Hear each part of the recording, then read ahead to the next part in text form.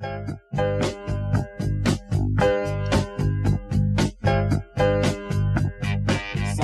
I'm right and I can be wrong. My own beliefs are in my song. The butcher, the banker, the drummer, and then makes no difference what group I'm in. I am every day. Hello and welcome back to another episode of Unsung. We did a monologue last week, so I had a week off, and Russell was flagging me for clicking my pen, which I do incessantly during interviews. I try and control. Rule breaker. It's become I'm a rebel. I'm a pen clicker. Today, we're interviewing an educator and a musician and other things that I don't know about. Just someone I met in happenstance. I really have a lot of respect for teachers. I think that they are one of the main groups is I cite as overworked and underpaid and not appreciated because they really do raise children. They babysit the children for 6 to 8 hours a day. They do a lot of work. If teachers did not exist, the world would crumble in like 12 hours. Madness would ensue. The world would turn into Wildwood in July, and Mike Hood, thank you for coming. Nice to be here. Thank you. How long have you been a teacher? This will start my 23rd year as a teacher, and I've been the last 22 years teaching high school. In the time that you've done it, you've seen lots of change, I'd imagine. What stands out to you? I think chiefly that the kids themselves have seemingly gotten younger. They're less mature when they get to me in 9th grade. And again, I see some of them as early as 7th grade, 8th grade, but the 9th graders are younger 9th graders in 2018 than they were in 1997 when I welcomed them to my classroom.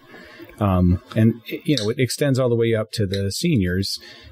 In 97, 98, even into the early 2000s, my seniors were young men and young women really ready for college or the service or whatever they were going to do. And now, last June, I graduated some seniors that refused to get their driver's license because their mom still drives them everywhere. Well, why do you think that is, that they're maturing slower? Well, I think it's perhaps a trend in a lot of places that adolescence is being extended, but I know for sure, for fairly certain that in my district, which is, fairly, well-to-do district, not the top of the food chain, but close to it, that, and this is completely understandable and even excusable to a certain extent, that, parents who've pulled themselves up by their bootstraps and done very well for themselves and can afford to live in my district don't want their kids to have to go through what they went through. And that's absolutely understandable and admirable. They want their kids' lives to be better than the ones that they had.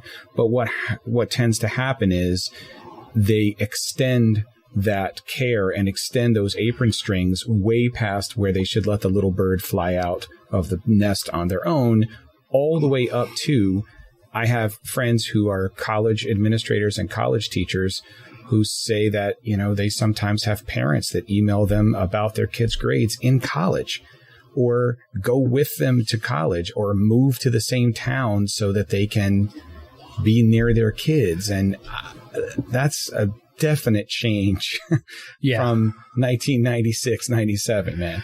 And I think we always overcompensate as a people. And I think we went too far, because when I was growing up, they wanted you to be safe.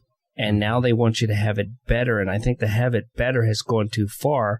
It's gone somewhere from not struggling or being held back by something to a 50-inch TV in your bathroom, Right. and I don't think stuff doesn't make you better. And I think the stuff isolates them. And we've got, like we were discussing, we've got a whole group of people that don't have basic skills because they are used to looking on YouTube and finding it when they need it. We've got people that don't know how to change tires on cars. That don't know how to get themselves out of basic situations, that don't know how to change a lock on a door or something like that. Not that everybody has to be a carpenter or a mechanic, but there are core skills. And I think that the technology, while better in some ways, I think it's stunning maturity a little bit, because I agree with you, even outside of the school, I think men have always been less mature than women. I think that's just historically true. And unlike, if I said the opposite or something, men aren't going to storm this place because we accept that. That's just our lot in life. And we're always going to find the Three Stooges hilarious. Right. There's nothing every guy I know. Right. You'll find them hilarious, and you'll walk around and you'll laugh at something that happened 3 hours earlier when you're alone, and the problem is that gap and that maturity has really gotten bigger. And I feel like that everybody is now almost a full decade behind their numerical age.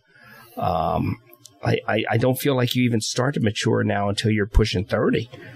Yeah, it's kind of an amazing thing to see, and I do think technology plays a role. But again, in a well-appointed school district like mine, which is the thing I can speak to with some proximity.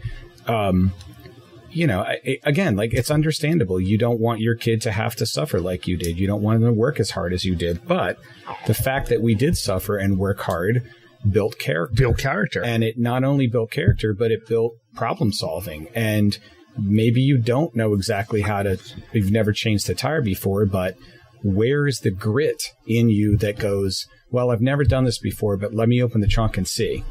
Before you reach for your phone and call AAA, let me just open the trunk and see if I can figure this out. That's the thing that I think is missing sometimes. Right, and I'm all for calling for help in the beginning of your life and at the end of your life. But in the middle, I think that you have to put something into making it happen. Yeah. What was the incubus that made you become a teacher? Well, when I... it's actually the impetus made me become a teacher. My whole life, ever since I was a kid, when I would find out something that I thought was fascinating, I would spend a lot of time telling my friends about it. If I read something great in a book, you could be sure I would get on my bike and ride down to my friend's house and tell them all about what I just read. So in my mind, I was just sharing something cool that I thought was cool.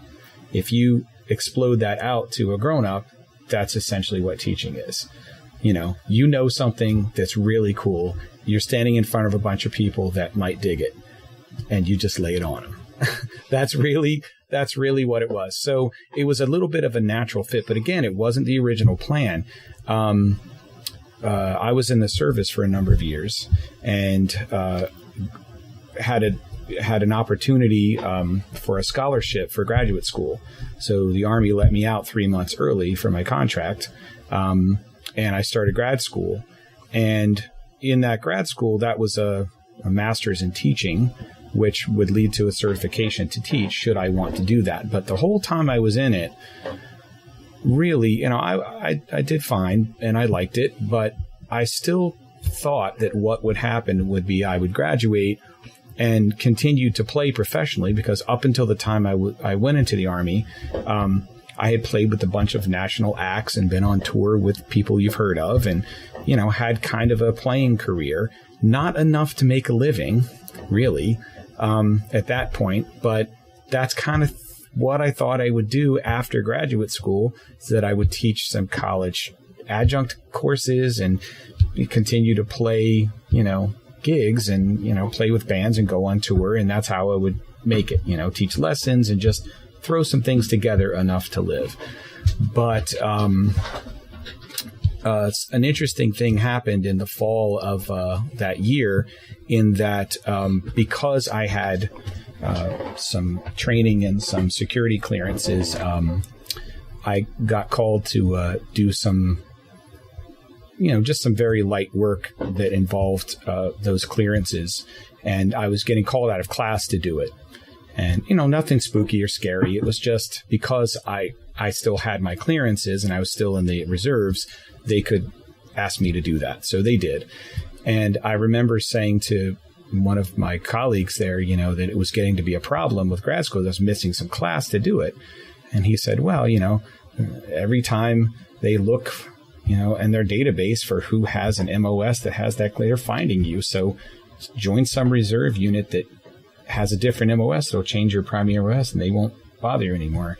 So I looked in the phone book, believe it or not, and I found there was a reserve band right over here in Worcester, and went and took a field audition. And of course they were like, oh, you can join, you're in, come to drill next week. And so I did a couple years of reserves in the band, and that stopped the phone calls.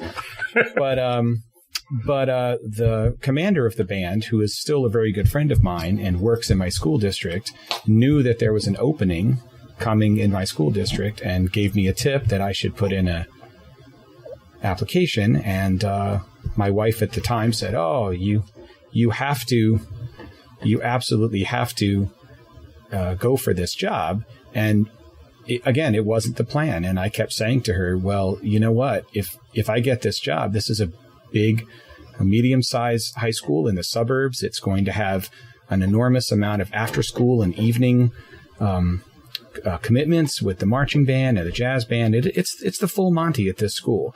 And you're not going to see me from band camp until the middle of November. And she poo-pooed it and said, oh, no, you know what? You'll get health care and you'll get, retirement, and you should try for it and whatever. And against my better judgment, Mark, I went for the interview and I went for it. And here I am 22 years later. I tracked down my grade school Latin teacher and had him on here. Nice. And it was a very similar story. Military was good at his job in the military, didn't like the job, didn't want to be there, but was good at it. Mm-hmm. Jesuit priests combined drill sergeant and Jesuit priest to become a public school teacher, which in Philadelphia. It's the perfect combination, really. And he, and I had people that listened to the show and said that he was a drill sergeant because he was the kindest and most gentle guy, and sometimes other things can make you gentle that you've seen, but it's interesting how people, it's. I don't want to say it's an it's a passion, but it's almost an accidental profession. Like, Mr. Holland's Opus, where is there a lot of that going on where that hits a little home? A little bit, it does. I think that's a fictional movie, but I think that they do get some things right. Well, he was just doing it part time. Yeah, because he really wanted to compose and play and stuff. Yeah, a lot of guys get into it that way. One of the other things about the job that's been really great for a really long time is it's a lot of different things in one day.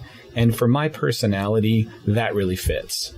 I could never do the same thing over and over. You couldn't be in a cubicle no.